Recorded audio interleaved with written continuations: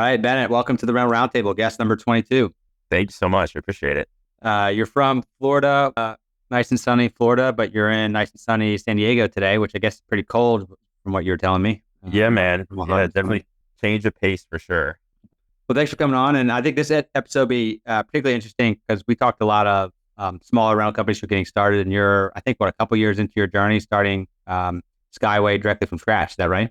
Exactly. Yeah, about a little over 2 years, right around, maybe a little bit over. Yeah, I think some of the things we've talked about is, we're both younger-ish, right? Coming into the rental industry, trying to make a name for ourselves. I think particularly for you guys thinking about, we'll talk about some of the marketing things you're doing, but, your YouTube channel, 11,000 followers. So, this little podcast, this would be pretty, nothing for you guys. Yeah, I'm excited, man. Our YouTube success goes out to our videographer Ryan. He's really helped us out, really helped us grow. But it's awesome to kind of see where everything's going.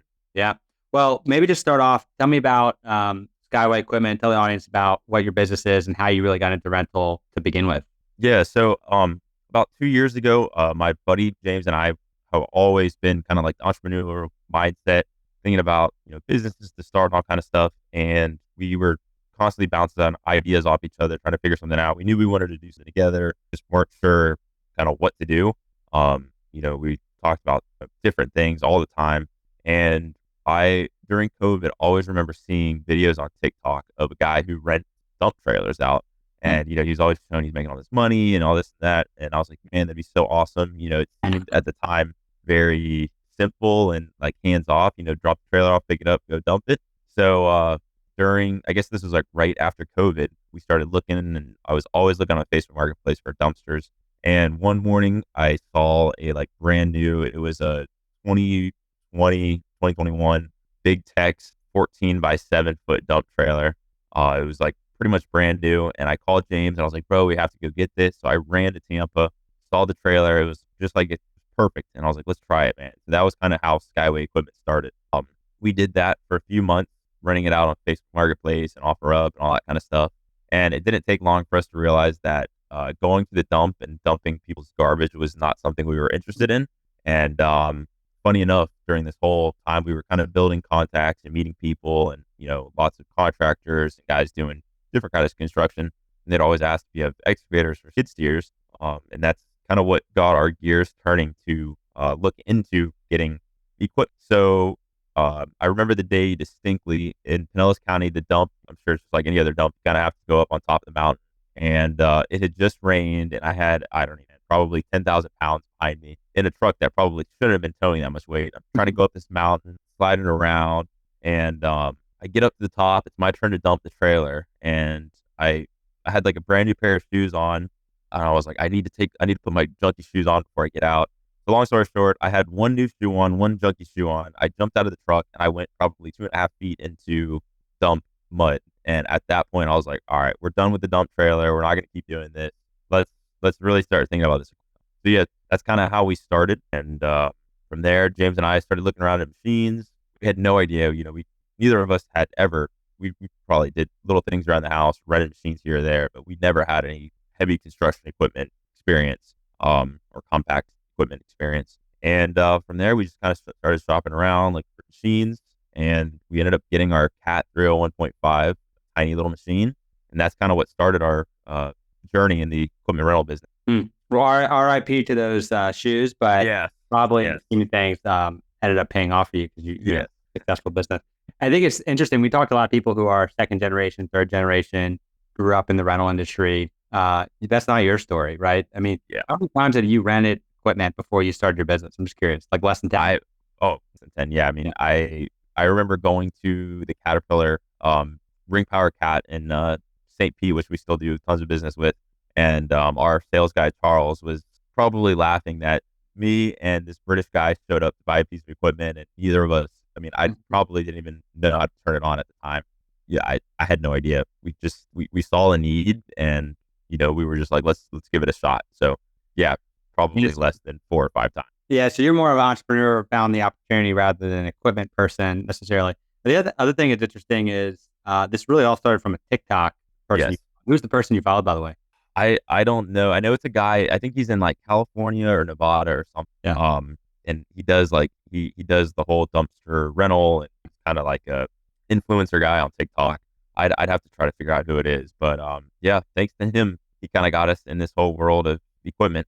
What about that video that like I guess resonated with you that made you think about getting into this in the first place? What was so enticing about what he was talking about? It was really like kind of the hands-off approach, and letting your money make money. And I think for anybody that's like entrepreneur or wants to make money, like that's the goal, is you want to make money, just let your money make money pretty much.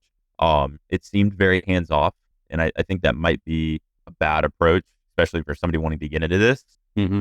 A business is like, there's no hands-off on a business. Maybe 10 years from now, 15 years from now, James and I will be a little bit less hands-on, but I think we're more hands-on now than ever, and probably more than I ever expected to be.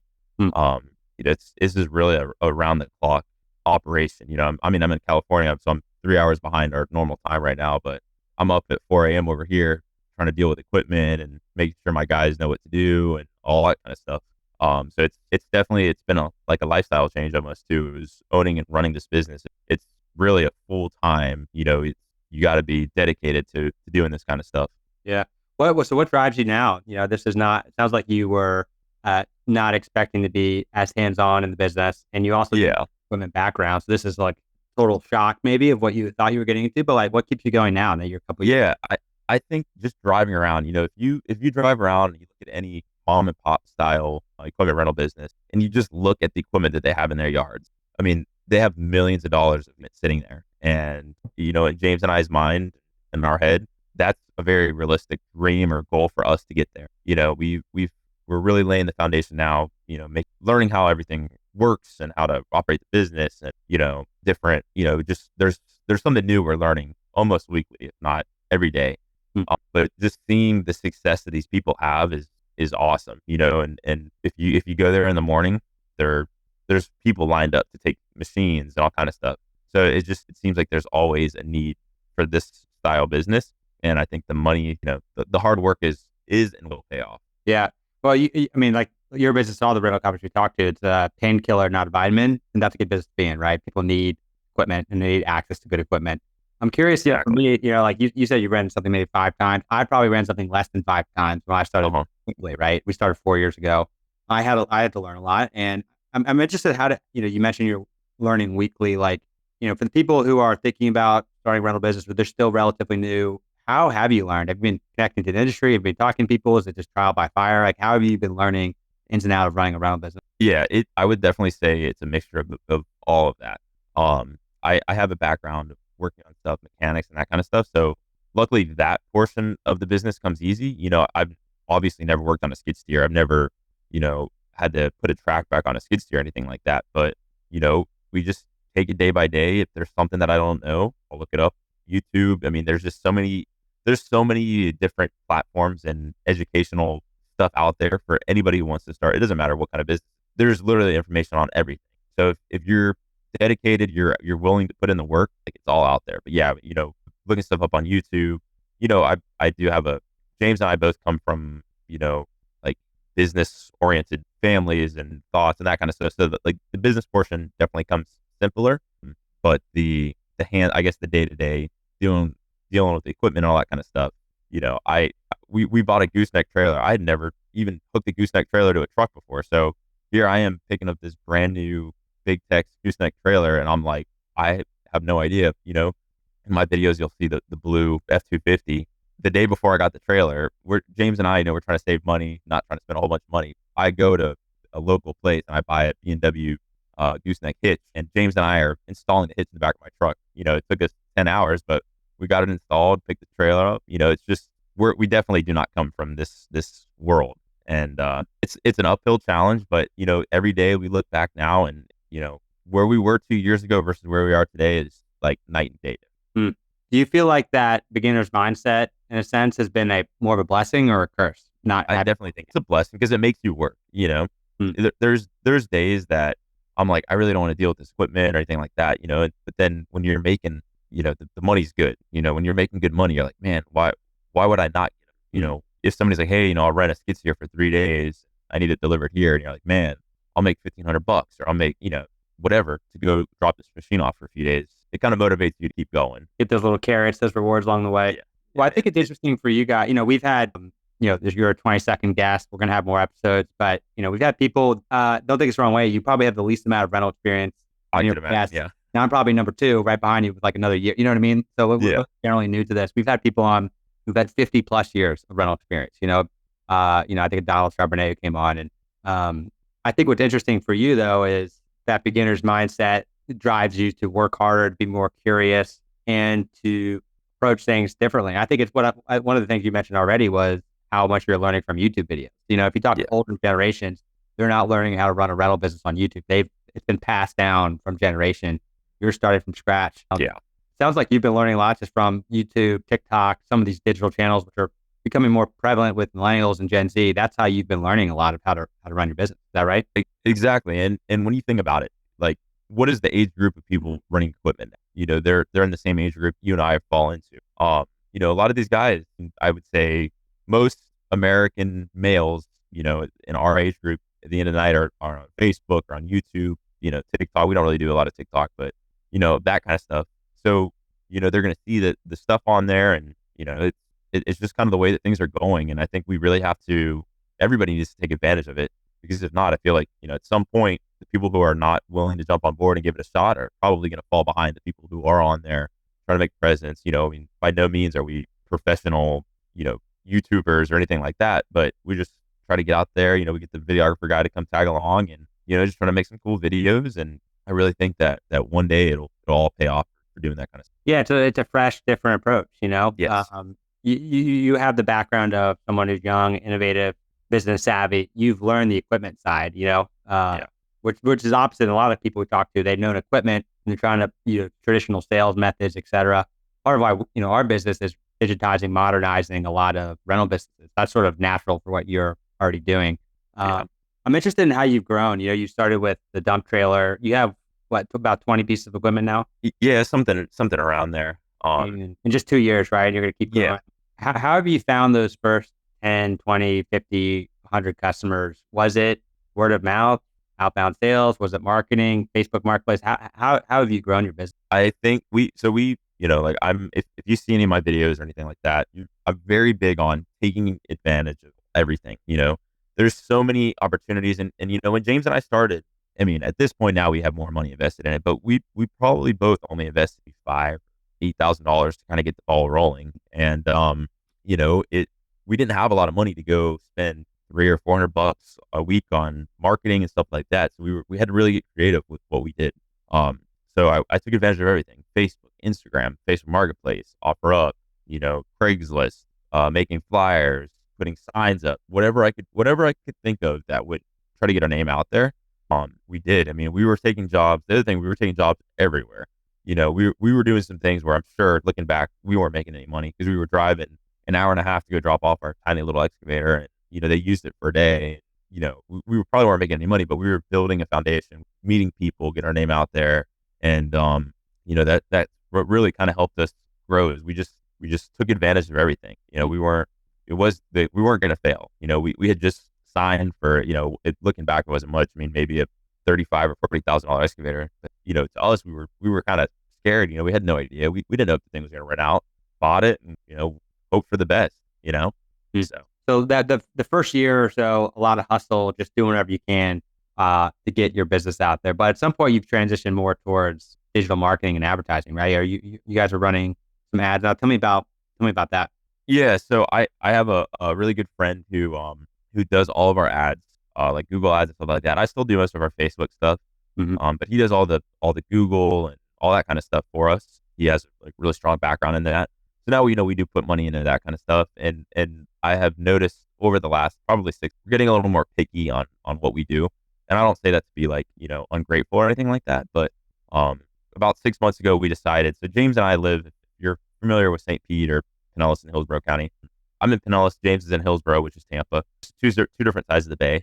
And we decided about 6 months ago or so that we were going to kind of base the business solely in Pinellas County, just because we were constantly driving back and forth and all that kind of stuff. So we started really focusing on this county, and we've definitely got a little more picky, and like before we would do stuff on Sundays, and at 10 p.m. at night I'd be taking my girlfriend, come on, we're gonna go drop off a machine and whatnot.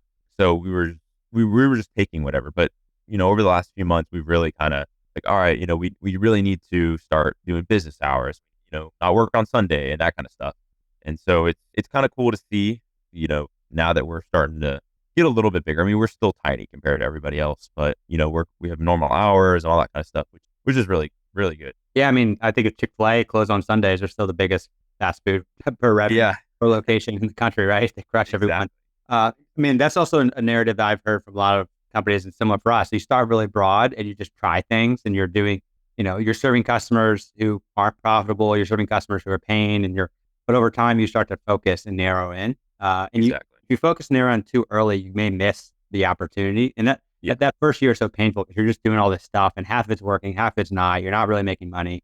But over time, exactly. it sounds like you've been able to focus now and put some parameters. Like you're going to serve this market in these hours. You're not going to do dump trailers. Like it sounds like you've been able to go narrow and more and more narrow. Has that impacted the bottom line at all? Or like, Um, positively? Like, is that helpful? no, I think it kind of I think it kind of helps, if you get into this rental business or you're starting out small, you're gonna see you have a certain type of clientele. And, those people, you know, they are probably not like licensed people to come do work on your house.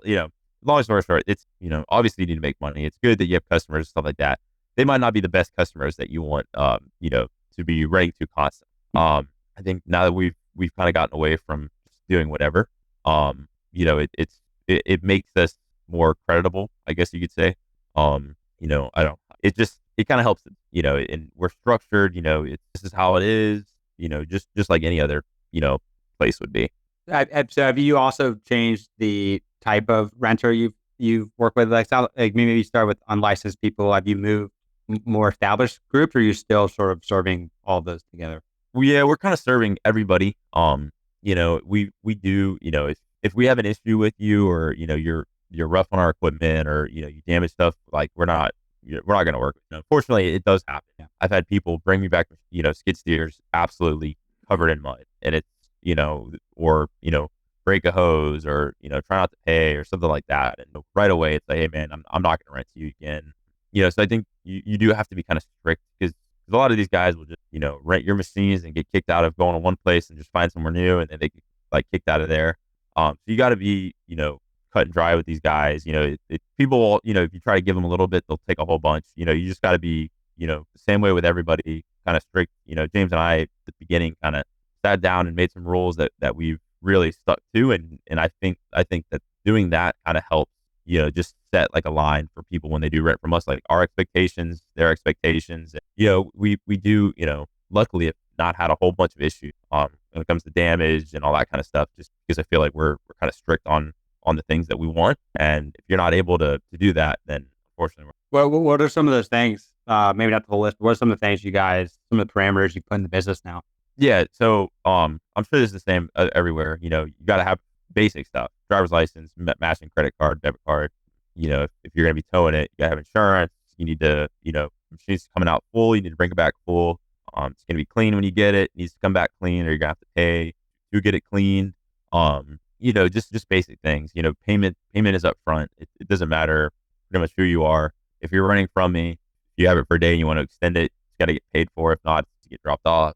Those are little things that we see constantly. People are like, oh, well, unfortunately, I'm assuming that it happens more with people who probably aren't licensed to do the work that they're doing, but they always try to pay you at the end and stuff like that. And I think we did that one time at the very beginning. We didn't know. We were just like, oh, okay, no big deal. And if I'm remembering correctly, it was like $500 or $600 that we lost because we did something like that. The guy ended up paying. So that was a really quick lesson to both of us that you got to pay up front. So just little things like that, and we're real strict on it. And if they don't want to do it, it's not a big deal. Unfortunately, it is what it is. I'd rather screen through the people versus giving somebody a $85,000 skid steer and hoping that it comes back okay. Yeah. Well, you make an exception for me, right? I don't want to register. Yeah, I'll pay you yeah, later. yeah. For you, we can do like a week, every week. Yeah. I mean, it's so funny. Like the same thing for us. Like we were doing, it's an annual subscription. People sign a year-long contract, and then we started off paying monthly, work mostly, but then people were like, they went delinquent, whatever. And so we Yeah, started saying, except for some exceptions, you have to pay annually upfront, and that totally changed our business in a positive Yeah, way. Because then people who can't pay upfront are actually some of the bad customers we actually didn't really want to serve. And exactly. you're probably also filtering automatically. Like the same person who's going to be delinquent on payments also going to be more likely to damage the equipment. And Exactly. that one change is probably impacting downstream bottom line stuff in multiple ways too. Exactly. 100%. That is James and I's, thought process. Yeah, and I think that being disciplined up front, just it's tempting, right? Oh, you'll pay me and you do, but like you gotta have parameters around your business, right? Uh, Exactly. Because you hear from everybody, everybody knows somebody that, if you do this one favor for them, they're going to send you, all these customers. Well, I mean, I hear that every single week and it's like, okay, cool, man. Like everybody that's called before you also says the same thing. Oh, I'm going to rent it for a week, but I have to pay for it at the end of the week. But, I'm going to send my cousin and his buddy and sister. It's just like, yeah, and driver's it's, license doesn't match because yeah, I'm like a new credit card and just those yeah, things will yeah, hurt you long term. yeah. I want to go back to the marketing side. Like if you can think about your last 100 customers, do you have like a broad sense of where they're coming from in terms of, maybe your last 100 combination of repeat customers, referrals, just cold outbound where you're posting flyers, doing outbound yourself, and then uh, just some of the marketing stuff, which would be I put in, the Google ads, even the YouTube videos. Like I'm curious, like if you think about your last 100 customers, where are they coming from? Yeah, so I think so my same buddy that does all of our Google ads and all that kind of stuff, he also redid our website. So if you look at skyweequipment.net, still almost like 95% done. There's a few more categories that have to be filled out on there. But I knew, so I was the one who made the website, and of course I'm not a graphic designer person or website builder or anything like that. But I knew that the website needed to be kind of refreshed. And so at the beginning of the year, we kind of started the journey of redoing the website and getting the SEO and all that kind of stuff in there. And since just the website itself, before, anything, before any ads got turned back on or anything like that, I saw the website start to take growth and kind of moving up on the page on Google. And as soon as we started putting Google ads out there, we really started bumping up and really getting the reviews too. So I think to answer your question, our last 100 customers probably have come from cold calls off of Google. If you are in our area and you look up Kids Steer, we're going to be one of the first ones to pop up. And that's something I know takes a long time. You got to just wait it out with Google. They'll pop you up on the list. When you Google something, it pops up on the map. So I think that is a big percentage of where our new customers come from, as well as the Google ads and the Facebook too. I mean, we're pretty much doing all that we used to do, just maybe on a bigger scale now. We have a little bit more money to pump this stuff, and we are very, very conservative of what we put out or spend. We try to monitor, keep that as low as possible. Is kind of something that James and I have also really agreed on. Is keeping as much money in the account as we can to just grow. Is that so? It sounds like there's a role for paid advertising, but just even getting the basics right on your website, modern looking website, SEO Yeah, optimized. Google reviews is an important part too. I think that helps with the SEO, but also helps with just your credibility. I think exactly. the American Rental Association put out some data recently from last year. I think they said that 80% of rental transactions start with an online search, and if you're not showing up, you're sort of doomed from the beginning. If you are Yeah, showing up and your website looks from like 1990, you're doomed. If you are exactly. showing up and you have 2 reviews, like I'm looking at you guys. You guys have 41 reviews, 4.6 average. That is more reviews than a lot of rental companies who have 10 times the fleet you have, right? Yeah, That, perception is reality. Even outside the paid advertising, just the basics, the free things, setting up Google My Business, getting your reviews, getting a modern website. That alone, it sounds like take out the referrals and et cetera. Like you're probably getting a lot of your business directly from the internet. Is that e- right? exactly. And it's always crazy to see too, because it's I can always tell when I get a phone call at Google, because a lot of times like, oh, I was looking on your website, or hey, I'm at this job site right now, and I need a skid steer. The one I had fell through. So I think that's like super big, and I do the Google My Business. I do kind of manage my buddy who does that. He does that as well. But it's kind of a secondary thought in my head and I need to be a little bit more like proactive with it and staying on top of it. But the Google My Business definitely is a huge, huge help with the business. Try to you got to get back, answer people, and just I think just really growing your presence online. If you just Google Skyway Equipment, or YouTube videos come up, the Google comes up, website comes up, all kind of different things come up, and you just have to think the more you put out there, the more you get back. For sure. And, I think going back to our initial conversation, you are not from the industry. You sort of get how modern marketing works, and Uh-huh. you're a person, this all is natural for you. And I think it's also, I mean, perception is reality. Like I said, like I sort of joked earlier, you have less rental experience, probably a smaller rental company than any of our previous guests, but like, you've built a brand that's bigger than your company, right? And that's how you Yeah. actually, right? The brand usually leads everything else. And you guys have leaned into that in a way that's really natural. I think on the Google reviews as well, like it's important to respond to it. It's not even getting the reviews, it's responding and engaging with those. Those help your SEO score as well. Are you asking for reviews? How are you getting these reviews? Is it automated messages that are going out? How are you actually generating reviews? So most of the time, I'll just shoot them a text, and it might be a few days later, and I'm not the best with the Yeah. time. I'll try to, I'll 1 week I'll just be like, okay, this week I'm gonna focus on asking for reviews, and honestly, you'll probably send 15 or 20 messages out, you might only get 1 or 2 reviews back, and we're probably all guilty of that. We go places, people ask for, we're all busy, and I get it, um, but I'll every once in a while, I'll just spend a few days, and every single rental that goes out, I'll just send them a text. Hey, thanks for renting from us. We really appreciate it. Hey, if you don't mind, we're trying to build our reviews on Google. Do you mind just, leaving us a quick review, and I'll send them the link, and I'll just kind of send that message to everybody that week, and, maybe get 1 or 2 reviews back. But, when we started, we had none. So I'm happy, I think you just said 40, 41 or 42. Yeah, we have a few negative ones on there. We had a little run in with another company in our town that he wasn't too thrilled that we started a rental business, and so we still get some interesting reviews every once in a while that are completely untrue, and But that was but, from someone, not a customer, just a competitor. a competitor, Yeah. owner of a business. Oh, that means you're doing something right. Yeah, and advice for everybody that's listening: if you ever want to do that, it's probably best not to send messages from a number that comes back to your business, because it's not sneaky. Be a little Pretty more clever. quickly. Yeah. And you guys know all your customers too. You're like, I don't know Yeah, this. And exactly. Yeah, I mean, I know, we're still small, so I know everybody weekly that I rent to.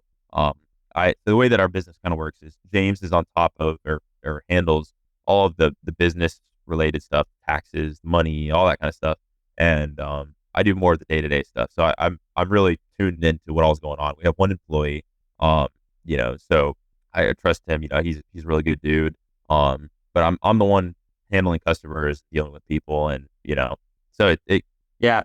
And on the reviews, what a lot of people will ask what you're doing as well. The other thing, we came out feature last year where end of a rental, you get an email, thumbs up, thumbs down, thumbs up. It deep links you to a 5-star review on the Google page for the customer, and we've generated hundreds of reviews that way. So there's also like some systems you can do to sort of automate it a little bit more. uh-huh. But I think the biggest thing is like it was almost good you have some negative reviews, because if it was like 41 5.0, it'd be like it feels a little inauthentic. Yeah. I think you want to be at least 4.5, but you don't want to be Mhm. 5. And they've also, I think Harvard Business School came out with a study that a 1.0 increase in reviews, to go from 3.5 to 4.5, they've attributed to an 8% increase in revenue just Wow. on alone. So it's really important. And, you've gotten that right. The other thing on the marketing I wanted to ask you about is the YouTube side of things. You've got 11,000 subscribers, and there's other equipment people with channels, et cetera, but you're one of the largest. I don't know if you realize that. Which is crazy because I've been in business 2 years. You're not from the industry. You got 20 pieces of equipment, but you have one of the largest YouTube channels, which is ultimately sort of going full circle how you got started in this, and you probably have helped a lot of people get into the industry as well. Yeah. What's It driving the YouTube side? Are you generating business from this, or are you more so just like want to help give back to the industry? Yeah, so funny enough, the whole YouTube thing was just a little bit of a, again, random thought. Um, I don't even know when it was. I think it was like October maybe of 2023. I messaged somebody off Facebook or something about coming and just doing some short, videos of the equipment, and just some social media content. And again, we had no idea. I've never tried to hire somebody to do anything like that, so I didn't know how much it was. And James and I at that point were really starting to make some decent money. And it was, the guy wanted $3,000 or $4,000 to go out for a day and shoot content. And I was like, yeah, we're not doing that. I would way rather just go buy a camera and us try to do it ourselves. So went to Best Buy, bought a Sony camera, and I was like, all right, James, like, we're gonna spend a day and we're gonna try to make a video. And I think that was the day that, like, we went and bought a new truck or something, And I was like, I'd have never done this before, but I was like, well, let's just give it a shot. And we ended up just making it. I think I edited it on like iMovie or something on my Mac, and we posted it on YouTube. And that's kind of what started the journey. And it was so crazy. I mean, we posted this video, and within a few days, there was, a couple hundred views or 1,000 views. I don't even know. And all these people sending messages about, hey, I wonder, I'm always interested in this. It's so crazy that you guys are starting it. We want to see what happens. Want to see how everything moves forward. And that's really what started the whole YouTube thing. I had a drone, so I've always into photography. Whenever I'm traveling around different places, I always bring my drone. So I was like, you know what? The next time I think we did a video, I got some drone shots that we put in the video. So I think we did one or two videos by ourselves, and then I had a guy reach out in our area. His name's Ryan, and he's our like current videographer guy. And hey, I'd love to come shoot with you guys and do some stuff. And that's kind of where everything started. I just met him randomly, and we started doing everything. And he's like, hey, I really see some potential for this channel to kind of grow and hopefully make some money off of. And so we just, for I think the next 2 months, we were trying to upload a video like every day, or not every day, every week or something like that. We were constantly filming videos. And I have this guy again who's never really been around construction equipment, and he's tagging along. We're just out making videos, having a good time, and slowly kind of growing our presence on there. And ultimately, we've made some really good connections. Funny enough, I've sold some machines off YouTube. So it's definitely made us money, which is awesome. And it's really cool to kind of help people, because when James and I got into this, we didn't have any help. Nobody was willing to talk to us. The few people that would kind of have a conversation were very secretive about a lot of the information in the rental business. I think because it's so profitable. If you line everything up correctly, the amount of money that you can make is unlimited almost.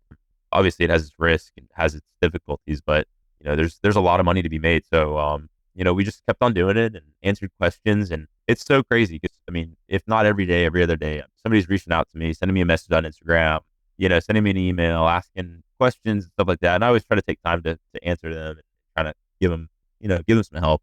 Yeah, it's really cool. It's been a really fun process over the last year, and I know we haven't done a video for like a month or so. It's just been so busy, and schedules don't always line up, but it's a lot of fun. It's a lot of Yeah, fun. I'm making the next video. I know. Hopefully soon. When this whole trip to California is a little unexpected, but yeah, hopefully soon. We got to get back out there.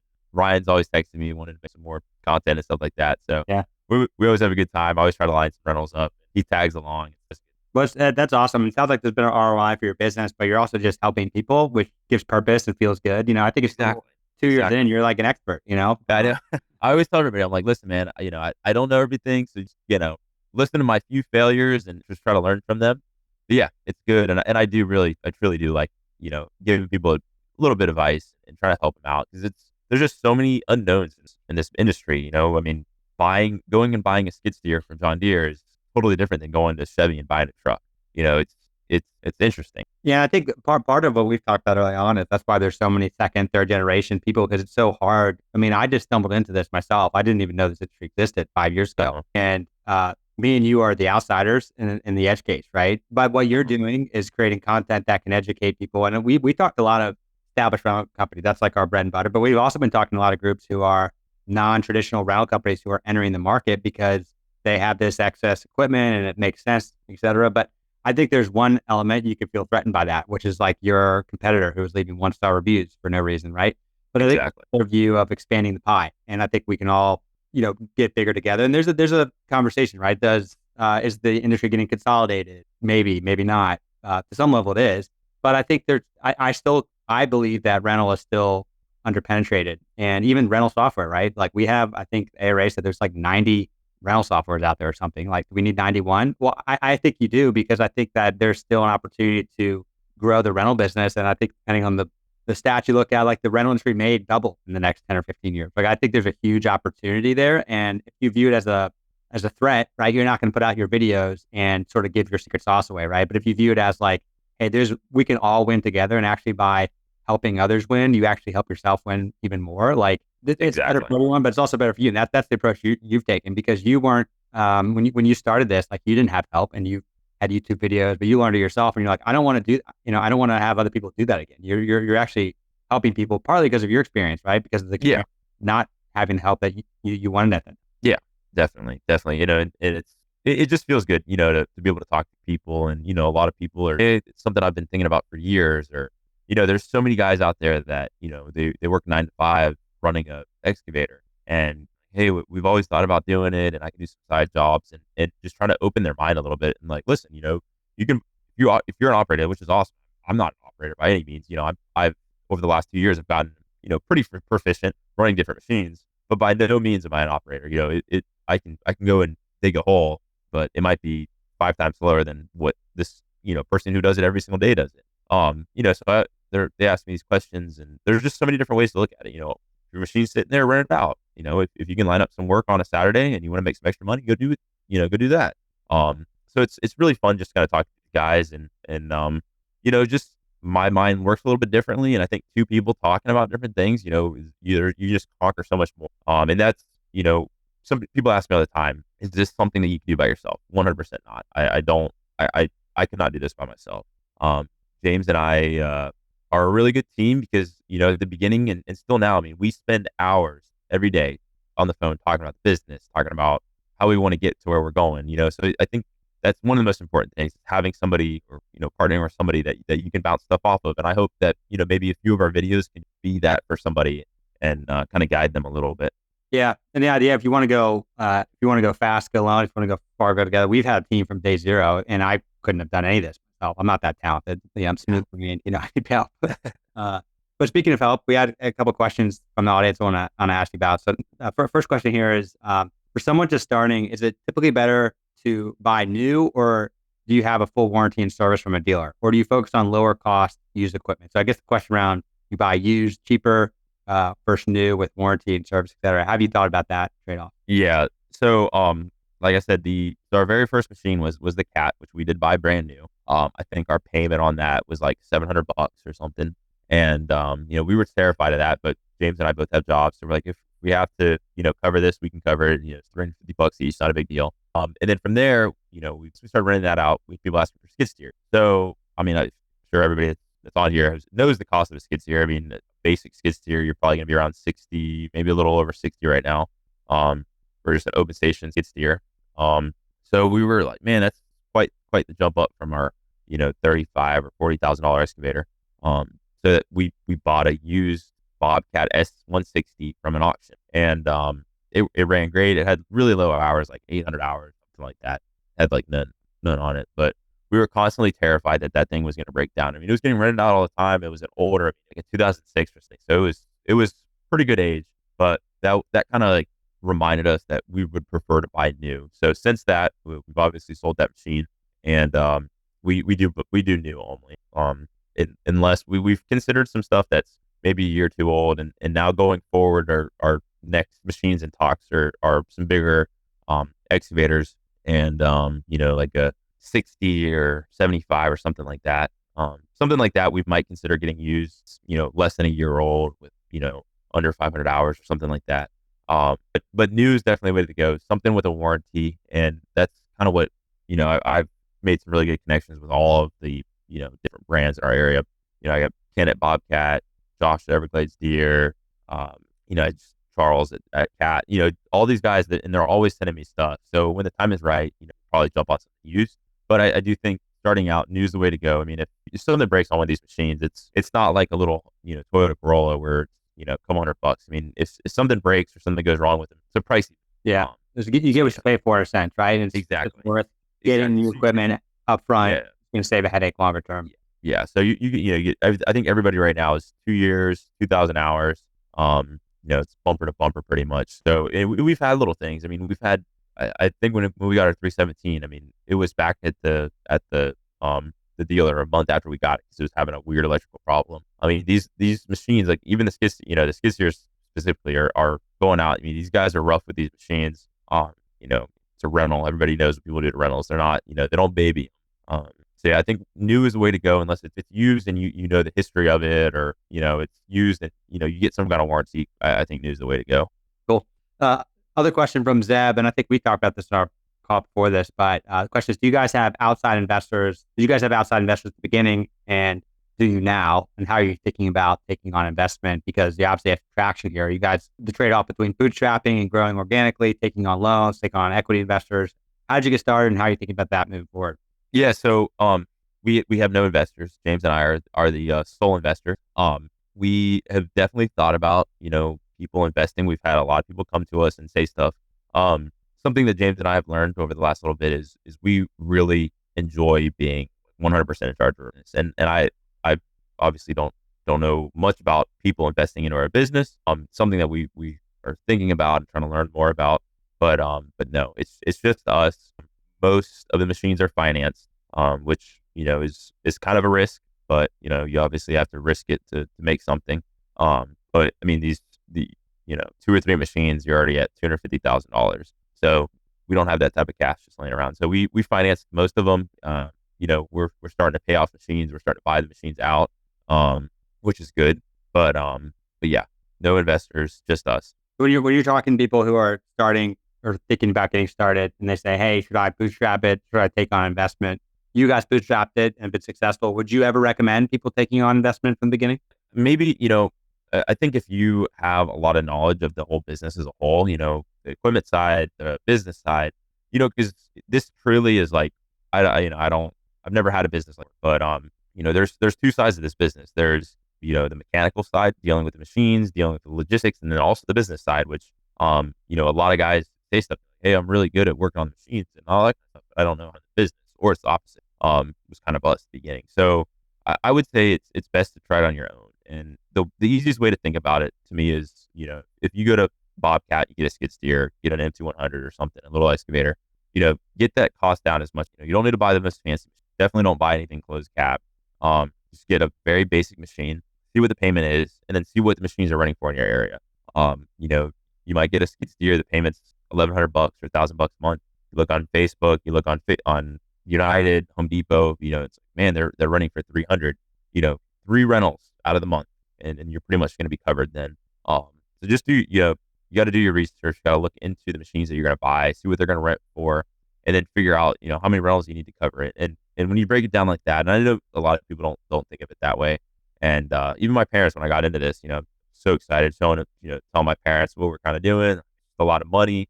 So you got to be able to think about it, not as you're paying for it, but how is the business going to be able to cover it? And I think that'll really help kind of, new use that kind of helps. Yeah, and I think we just on another view. Our company, we have raised money. It's different because software is expensive to build a platform, and I think there's trade offs. Like I'm not the only owner. I have a board I have to report to, right? And I can be, Yeah. I guess, right. For me though, I have a mortgage and 2 kids who are less than 3, and I didn't have the risk tolerance I would have had 7 years ago, 5, 7 years ago. And for me, like I would rather us all win together than me own 100% of a software company, which there are a lot of people who do that. And it's Mhm. I think it's a personal preference to some level, right? And I think, I don't know, 10 years from now, you may have all these other responsibilities of family. You may not be perspective to bootstrap something, right? So it also depends on Yeah. entrepreneurs, personal life and sort of what their goals are. I Yeah. think maybe not a one size fit all. Definitely. I got another question I want to get to. This is more tactical about pricing. But question is, do you offer lower rates for contractors? And do you find it's worth a discount to rent, quote, good customers? Do you offer discounts to certain types of customers, I guess? Yeah, so I do have a lot of people that ask, "Hey, do you have contractor discounts?" And the first few times that we do business with somebody or a business, you're gonna pay the regular price. I don't have any history with you. I don't really know who you are. The more that you rent from me, we do different like programs. You might get $50 off, you might get $100 off, and then I have the guys that rent from me multiple times a week where they're probably paying $150, maybe on a skid steer. They're paying a lot less because they're renting from me every single day almost. And those are the guys that I really enjoy because those are the ones that are good on the equipment. I don't have to worry about anything. We have months of working with each other and history. So it's those are the guys that you want to keep around. And a lot of those guys, they'll just come to you randomly like, "Hey, the guy that I normally rent stuff from has been a little weird lately, or he's been sold out or whatever." And those are the guys that you really want to try to keep around because they'll really help your business. It's almost guaranteed money at a certain point. They're busy, works a lot. There's a whole bunch of work out there, and they just keep coming back. They're really good to you, so you got to be good to them.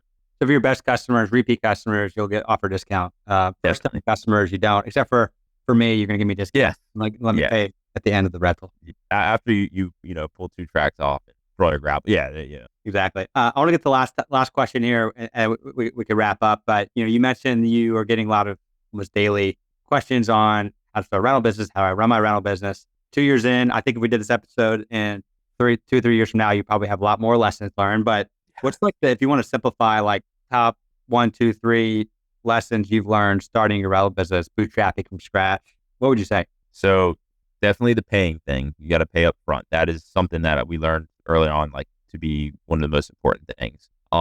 You know, don't ever trust, and it's sad to say, there's any profession, there's bad apples. You know, always make sure you're doing your contracts good. You're taking photos of everything. You're staying on top of these guys because it's sad to say, but there is, like I said, bad apples out there who are going to be rough on your stuff and they're going to damage stuff. And, anytime something gets damaged, it's always somebody else's fault or you gave the machine to me that way or this or that. And that's when the contracts and the photos come into play. Just having a really good team too.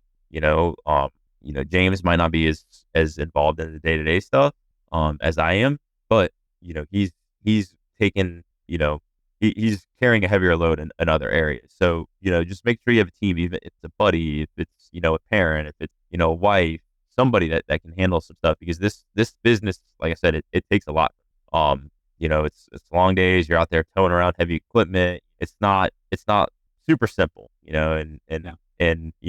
if somebody wants a machine that's 20 minutes away, it's like, okay, that's cool. It's 20 minutes away. Well, I got to go to the yard. I got to trailer up. I got a machine on. So a delivery that's 20 minutes away ends up turning into a 2-hour production. So just, a good support team and all that kind of stuff is really important. But yeah, protect your money, protect your stuff and just have the right people to grow with and work hard with. Yeah, I love it. Pay up front, contract some photos to protect, against bad apples. And number 3, about the team and the partners and the support from your people outside the business, your girlfriend, family, etc. And the ARA is a great resource as well. I think you and I were talking about that. We went to the trade show. We were planning on going together. James was at John Deere and broke his arm falling over a trailer. So he wasn't able to make it. But I was in New Orleans. It was a great time, just chatting with people, kind of seeing what's out there and, their insurance and all that kind of stuff. So it is a great resource. A lot of people ask if it's worth paying for. Definitely, it's worth paying for, but, use the resources, get the insurance. Yeah. Awesome. Well, thanks for coming on. I think people listening, Skyway Equipment Rental and Sales YouTube channel, we're going to get you, we're at 10.7 thousand followers. We're going to get you to 11,000. Let's do it. Smash that subscribe button or whatever they say on YouTube. Yes. Okay, better. Awesome coming on. But it's awesome to see people outside the industry having innovative approaches. I think like you said earlier on, the lack of equipment experience has actually been a blessing for you and how you've had new approaches to marketing your business in particular and growing your business. And it's been awesome to see. And like I said, it's been 2 years. I'm really excited to see where you guys are in another 2 years because I think you guys have a lot of traction and I love how you guys are operating. So thanks again for coming on. Definitely. Thanks for having me. Appreciate it. All right. Thanks everyone. See you guys.